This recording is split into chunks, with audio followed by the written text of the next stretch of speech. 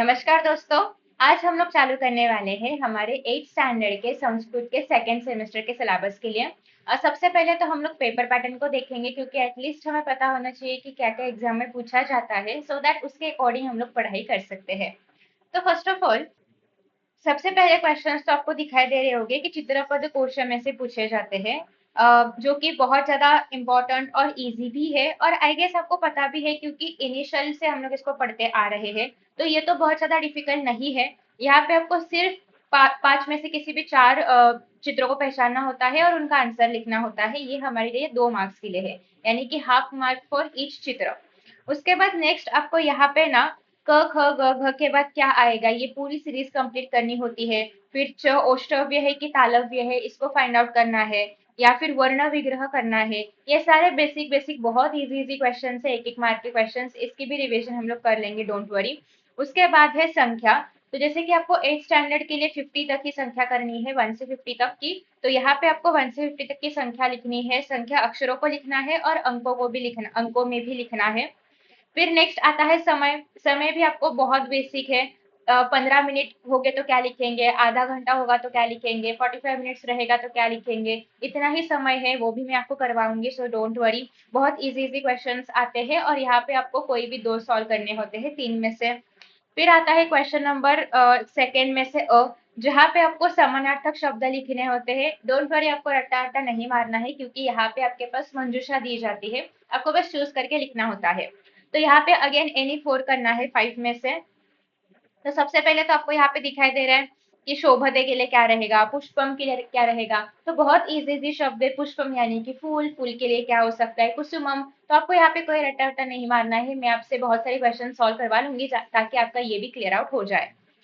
जैसे समानार्थक शब्द है, सिमिलरली विरुद्धार्थक शब्द भी है, ये भी हाफ मार्क के लिए एक, यानी कि दो दो मार्क के क्वेश्चन है। यहाँ पे भी आपके पास दिखाई देगा कि बहुत सारे क्वेश्चन यहाँ पे दिए गए हैं, कोई भी चार आपको सॉर्ट आउट करना है या फिर कोई भी चार विरुद्धार्थक शब्द की जोड़ी चुननी है।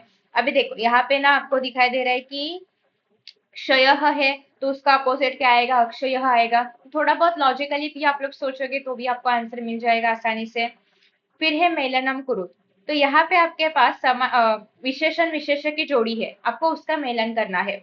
तो ये करते वक्त भी ट्रिक होती है, वो ये ट्रिक है कि दोनों का लिंग सेम रहेगा, दोनों का वचन सेम रहेगा।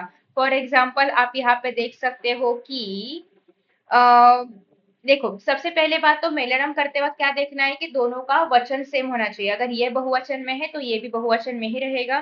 तो आप देख सकते हो क्षीणः अश्वः, दोनों भी एक एक वचन में है तो ये आएगा। इवन दोनों भी पुल्लिंग है। फिर है वर्ण संपन्नम कुसुमम, दोनों भी नपुंसकलिंगी में है, दोनों भी एक वचन में है। तो इस तरीके से आप लॉजिकली इनको जो है वो टैकल कर सकते हो।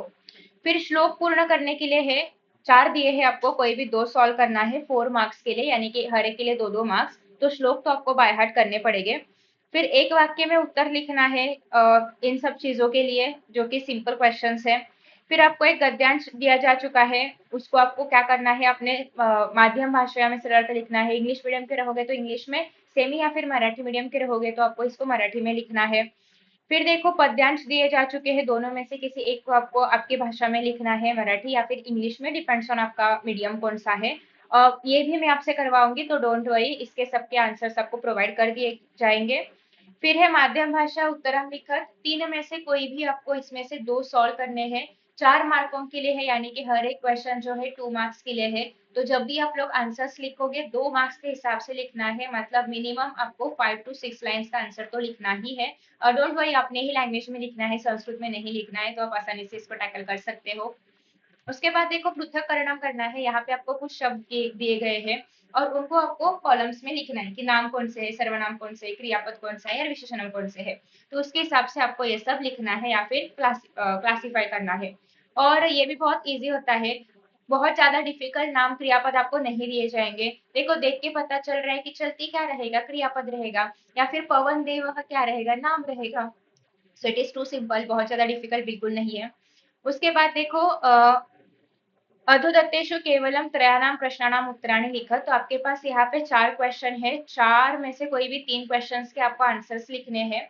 तो यहाँ पे तो सबसे पहली बात यह है कि योग्य रूप लिखना है, मतलब योग्य विभक्ति यूज करनी है। कैसे पता चलेगी वो मैं ग्रामर के पार्ट से आपको बता दूंगी। नेक्स्ट है, ये जो शब्द आपको दिखाई दे रहे हैं, अव्यय दिखाई दे रहे हैं, इनको वाक्यों में उपयोग करना है। बहुत सिंपल सिंपल वाक्य यहाँ पे बन सकते हैं कि उभयतः वृक्षाः सन्ति, या फिर गणेशाय नमः, इस तरीके से आप वाक्य बना सकते हो। जो मैं आपको बताऊंगी उस तरीके से बनाया तो भी चलेगा। फिर आपको शुद्ध शब्द चुनना है कि दुग्धम हम लोग कैसे लिखेंगे, या फिर हरितः को फर्स्ट ह्रस्व एलंटी आनी चाहिए या फिर दीर्घ आनी चाहिए। तो ये तो जैसे जैसे आप प्रैक्टिस करोगे या फिर बहुत सारे शब्द देखोगे, आपको खुद से रियलाइज हो जाएगा कि ये शब्द सही लिखा है या फिर गलत लिखा है। फिर देखो वाक्य परिवर्तन करना है, प्रश्न निर्माण करना है। दशरथस्य पुत्रः राम, तो प्रश्न निर्माण करने के लिए हम लोग क्या बोलेंगे, कस्य पुत्रः राम, ऐसा लिखा तो भी चलेगा। एंड में आपको क्वेश्चन मार्क देना है। तो ये तो ग्रामर का पार्ट हम लोग कर लेंगे, ठीक है। तो मैं आपको जस्ट आज एक्सप्लेन कर रही हूँ कि पेपर में एग्जैक्टली आता क्या है, तो आपके पास एक बेसिक स्ट्रक्चर हो कि हमें एग्जैक्टली करना क्या है। फिर अगेन आपके पास एक गद्यांश दिया जाएगा, उसके ऊपर क्वेश्चन है कि एक वाक्य ने उत्तरम लिखत, समानार्थक विरुद्धार्थक लिखत या फिर चिन्होत। उसके बाद नेक्स्ट है कि गद्यांश में जो जो नाम आए हैं उनको लिखो। फिर है कि प्रश्न के उत्तर लिखने हैं एज पर दिस पद्यांश। तो बेसिकली बहुत ज्यादा डिफिकल्ट पेपर नहीं होगा आपका, जो जो हम लोग अभी करेंगे। सबसे पहले तो मैं सिलेबस कंप्लीशन पे फोकस करूंगी, जो भी सेकंड सेमेस्टर का सिलेबस है। उसके बाद हम लोग ग्रामर देखेंगे, और उसके बाद ये जो कुछ राइटिंग स्किल जैसे टॉपिक्स होते हैं, मंजूषा में से चूज करके ये फिल करो वो फिल करो, वो भी हम लोग करेंगे। तो यहाँ पे देखो, एक तो आप ये फील करो चित्र वर्णन को, या फिर आप मयूर के ऊपर निबंध लिखो। बहुत बड़ा नहीं लिखना है, 4 ही मार्क्स का है। मिनिमम 4 लाइन्स लिखोगे तो भी 4 के आसपास मार्क्स आपको मिल जाते हैं। जैसे कि फॉर एग्जाम्पल, मयूरः वर्षा काले नृत्यति आएगा कि नृत्या में आएगा। तो यहाँ से आपको जो भी करेक्ट रहेगा चूज करके लिखना है। 4 ही सेंटेंसेस होते हैं और इसके हिसाब से ही आपको यही आंसर, करेक्ट शब्दों को पहचान के यही आंसर में लिखना होता है। फिर देखो, अनुवाद करना है केवल 2 का। अनुवाद के लिए जो भी शब्द आपको दिए जाएंगे, वो बेसिकली आपने अभी तक जितना संस्कृत पढ़ा है, पहला सेमेस्टर दूसरा सेमेस्टर, यानी कि चित्रपद कोश कितना पढ़ा है, संख्या जो भी पढ़े रहेंगे, इसके अलावा कुछ भी नया शब्द नहीं मिलेगा आपको। जो भी आपने अब तक पढ़ा रहेगा, या फिर फर्स्ट सेमेस्टर में जो भी चैप्टर्स पढ़े रहेंगे, जो भी श्लोक पढ़े रहेंगे, जिसमें से क्वेश्चंस आपको पहले पता होगा, ये मतलब वो शब्द, वैसे ही शब्द आपको पूछे जाएंगे। तो कुछ भी नया नहीं आता है, पेपर बहुत सिंपल बनता है। 50 मार्क्स का ही पेपर है। तो डोंट वरी, हम लोग पहले तो स्टेप बाय स्टेप सिलेबस पे फोकस करेंगे सेकंड सेमेस्टर के, जो कि 11 चैप्टर से चालू होगा। और उसके बाद हम लोग ट्राई करेंगे कि सारे जो ग्रामर के पेंडिंग टॉपिक्स है वो कवर करेंगे। बट सबसे पहले तो आपको ये काम करना है कि आपकी फाइनल एग्जाम कब है वो मुझे कमेंट बॉक्स में बताओ, सो दैट मैं एक पूरा प्लान तैयार कर पाऊँ कि एग्जैक्टली मुझे क्या कब कैसे शेड्यूल करना है। तो वो मुझे बता देना। एंड आई होप कि आपको एटलीस्ट पेपर पैटर्न के बारे में आइडिया मिल चुकी है। बहुत लंबा वीडियो नहीं था ये, बेसिक इंट्रोडक्शन था कि एग्जैक्टली एग्जाम में कैसे आता है, क्या पूछा जाता है। तो सबसे पहले हम लोग सिलेबस करेंगे, सारे पद्य गद्य सब करेंगे, सबके मीनिंग्स आपको मिल जाएंगे। साथ ही में ये बता देना कि हिंदी ज्यादा यूज करूँ या फिर मराठी यूज करूँ, ये बताओ। एग्जाम की डेट बताओ, और आपको कौन से टॉपिक्स पे, स्पेसिफिक टॉपिक्स पे वीडियो चाहिए वो बताओ। तो ये सब कमेंट बॉक्स में भर देना, सो दैट मुझे रियलाइज हो कि एग्जैक्टली मुझे करना क्या है। And thank you so much. Best of luck for your exams. See you in the next session. Bye.